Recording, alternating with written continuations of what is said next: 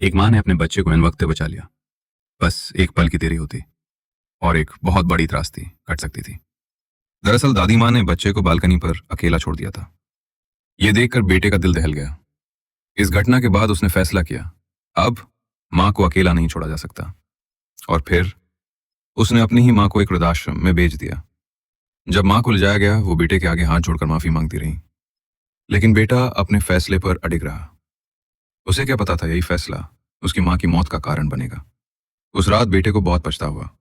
आधी रात को वो नर्सिंग होम पहुंचा माँ को वापस लेने, लेकिन वहां पहुंचते ही सब कुछ अजीब था।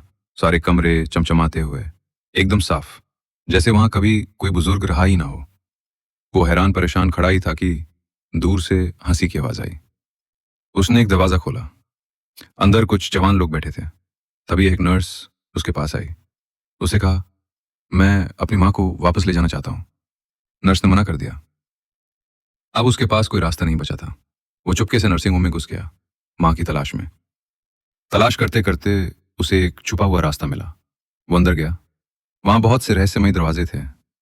एक कमरे में वो अचानक दाखिल हुआ। वहां एक आदमी बिस्तर से बना हुआ था। वो आदमी भी अपनी माँ को बचाने आया था, लेकिन पकड़ा गया। तभी दरवाजे पर कदमों की आवाज आई। वो आदमी फौरन बिस्तर के नीचे छिप गया। काले चोगे पहने कुछ लोग अंदर आए और उस बंधे हुए आदमी को एक और कमरे में ले गए। इस नए कमरे के बीचों बीच मंच था और मंच पर उसकी मां खड़ी थी। फिर एक भयानक राक्षस सामने आया, जिसने मां की ओर अपने पंजे बढ़ाए। बेटा चिल्लाया, प्लीज मेरी मां को कुछ मत करना। लेकिन उन रहस्यमयी लोगों ने कहा, हम तुम्हारी मां को बचा रहे हैं। राक्षस ने दहाड़ मारी और तभी उसकी बूढ़ी मां एक जवान औरत में बदल गई और बेटा राक्षस उसकी जान और उम्र चूसता रहा। बिस्तर के नीचे छिपा बेटा सब कुछ देख रहा था। अब उसे सारी सच्चाई समझ में आ चुकी थी। वो सभी जवान लोग असल में वृद्धाश्रम के बुजुर्ग थे, जो इस प्रथा